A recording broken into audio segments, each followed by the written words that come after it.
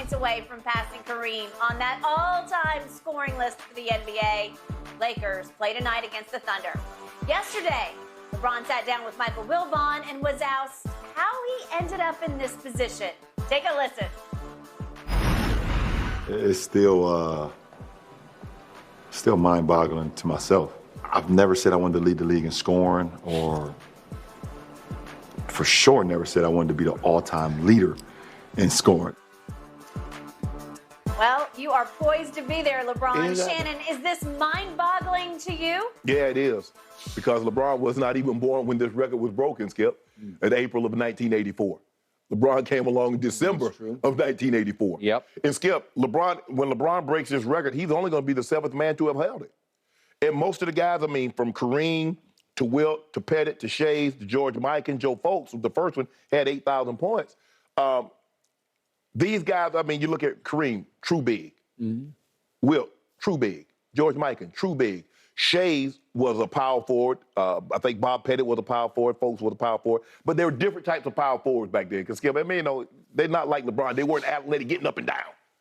The game was a lot different than was back then. I mean, hell, you were power. They just assigned your title. How tall are you? 6'5", you're a power forward. So, and the center was 6'6". Guards were like 5'10", 5'11". It was a different type of a ball game back then, Skip. So this record has stood for almost 40 years, 39 years. This record has stood for.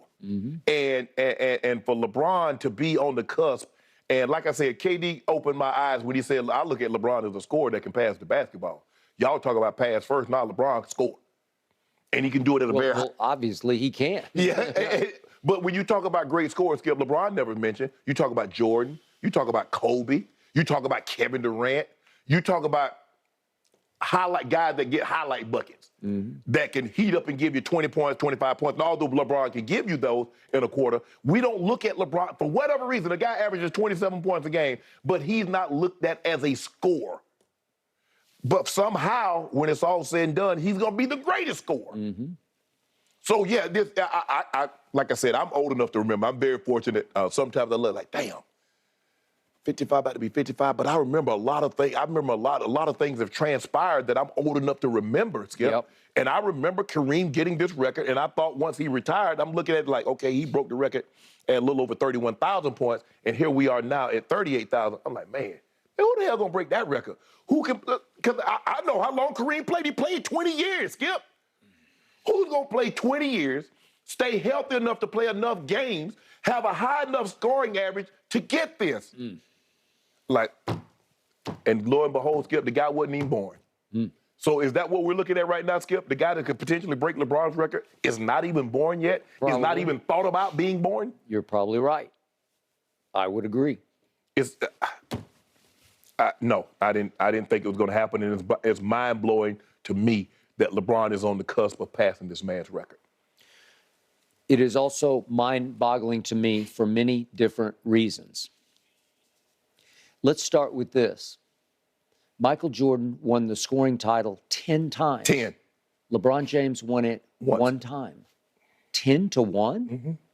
Wait a second. The guy who's won the scoring title one time in his whole career, 20 years, one time he won it, and he's going to pass Kareem for the all-time leading scorer? How can that be mathematically? It doesn't seem right. Okay, and forgive me up front if you say I'm going to take shots. I'm not taking shots. I'm actually honoring LeBron as he is on the precipice of breaking this record, this monumental achievement that I believe he's going to achieve tonight. But just think about it.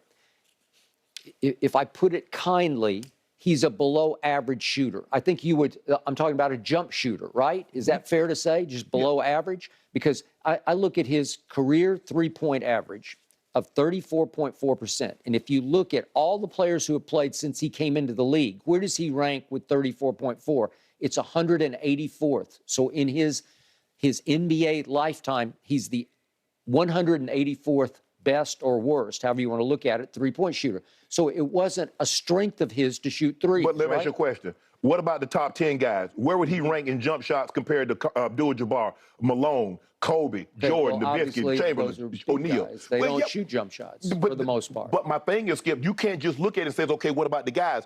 Of those guys that can shoot the ball better than him, how many of them going to finish in the top 10 or the top 20 in scoring? Okay, fair point. And then we already hit on the free throws, but he's a career 73.5% free throw shooter. Okay, if you rank all the players who have played in the last 20 years, that percentage would rank 424. So you can't say it's very good.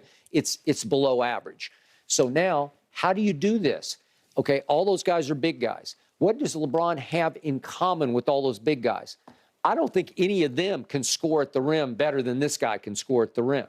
I'm talking about there are ways to do it. It's why Tony Parker, for several years, led the league in points in the paint because he could get to the rim before the big could block the shot. Right. He's just doing it on pure quickness. There are many ways to pull this off. Right. It's the old cliche that I hate, but it's the skin the cat. But you can skin it different ways.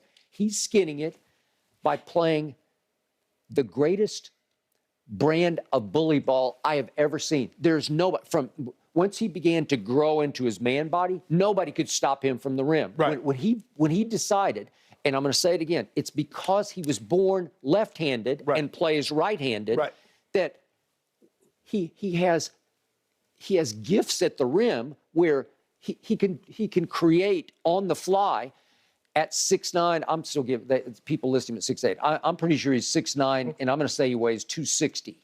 And he is a man's man body-wise because he can explode on people he's still doing it right now. Right. There's nobody in the game today who plays bully ball better than him. When he decides to, when he puts his head down or calls for the ball in the post, he can wreak as much havoc as any of those guys. Maybe not Wilt back in the day. Maybe not Shaq for about 3 years when he was in peak condition.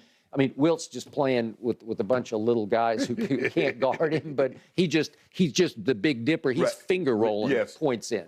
But LeBron's degree of difficulty is much higher than theirs. But when he needs to a bucket, he can get a bucket faster than anybody. So don't tell me he's not the greatest scorer by definition, because he can score like in bursts, because if he goes into attack mode, nobody can stop him. And I've seen games even this year, even at New Orleans, even do it. We can just go game after game this year where he would just start posting people up, and I'd say, well, they can't guard him in the paint. I think the difference is, Skip, is that we look at it. Let's just say, for the sake of argument, obviously, the only guys that are on the top 10 list of scoring, the only guy that's ever had the record was Kareem and Wilt. And look at everybody else: Karl Malone, Kobe, Michael Jordan, Dirk Nowitzki, Shaq, Carmelo Anthony, Moses Malone. Let's just say, for the sake of argument, this is LeBron James last year, and he's never going to play another game. What guy in there last year looked like this? Nobody. And I'm not Give talking you that. Not even close. Kobe could have, but his body was just wrecked. Kobe having 17 points a game. Yeah. His body had failed him. Yep. Jordan, Dirk, we saw Dirk. Dirk couldn't play more than 10 minutes. His knees was aching. And so when you look at it, Skip, nobody, even if you say LeBron isn't currently the best player, you cannot say by no metric you use that can say that LeBron James is still not a current top 10 player. Okay. At no point in time in their last year in the league was any of these guys a top 10 player. Okay, I agree. That is the point. So if you look at minutes played, if you do our GOAT argument, minutes played, Jordan versus LeBron. Yeah. Okay, so Jordan played 41,000 regular season minutes. Yeah. LeBron is close to 54,000. Yep. Okay, so it's like 54,000 to 41,000. Well, it's a whole lot more minutes. It's effectively, let's call it 13,000 more minutes that LeBron has already played, and he ain't done yet. Right, correct. We're just going to keep on keeping on. Right. Okay, why was that? Well, Michael missed the 2.5 years, right? Yes. And we won't get into the why of that, but he did. He had a forced sabbatical. Yes. And then, on principle, he said, I'm retired at 35 years of age. He said, if you're going to run my coach out of town, you're running me into the sunset. Right. And by God, he stuck by his guns, and he said, I'm done. Right. And he stayed out for 3 years before he finally said, because he was close to the owner, Abe Pollin in Washington, he said, okay, I'll go there. I'll be the GM. I'll kind of be the coach. Right. And I'll ceremoniously play for the team. Right. And they had two teams that were 37 and 45. Right. I think. Both of them back-to-back, 37-45. Okay. He averaged 20 points and 6 rebounds. It wasn't that great to watch. Right. He was credible, but not. He could have his moments. Yeah, he could have his moments, but he did not stay in great physical condition. No. And he did like his cigars, and he liked his whatever his Cognac, beverage of the night tequila, was. scotch, It could have been any, whatever the case may be. any of the Okay. above. And he was not. He got a little heavier, and he wasn't anywhere near like that guy Right. is right now. Correct. So the point is, he beat the system. He is beating Father Time in his way, the way Brady beat it in his way, Correct. playing quarterback in the National Football Yes. League to get to 45. And finally he said, okay, that's enough. And he's not even close to saying that's enough, Right. because his body has not failed him at all. No. And he has stayed reasonably healthy. I Right. know over the last 4 years he's had various But moments a lot of them been soft tissue. all soft. Groin. Remember, he started with the groin against the Warriors. Yep. He had the groin again, the lower abdominal again, did, and an then he had ankle. the Solomon Hill rolled his ankle. did, But okay. for the most, the injuries that's kept him out the longer has been soft tissue. Okay, so I'm knocking on wood to even say this, but there have been no career-threatening injuries. Not once. There's been no, am I right? No surgery? I can't remember Not that surgery. I can I don't recall, know no. one unless he kept it Right. quiet in the offseason that he needed to get something scoped or fixed or Right. whatever, but Yeah. I don't think so. So that is where you say God was good, because God said, or the injury gods, whatever you believe in, said, let there be LeBron. Right. And that's where you have to put in the work, because Right. it's not going to come simply because every day you get older, you're going to have to work harder. You know that, and Absolutely, I know that. absolutely. Okay? Work harder and eat better. You just, the older you get, the harder you have to apply yourself to that, Yes. to that commitment. Yes. And clearly he is doing that, Yes. or he wouldn't be able to do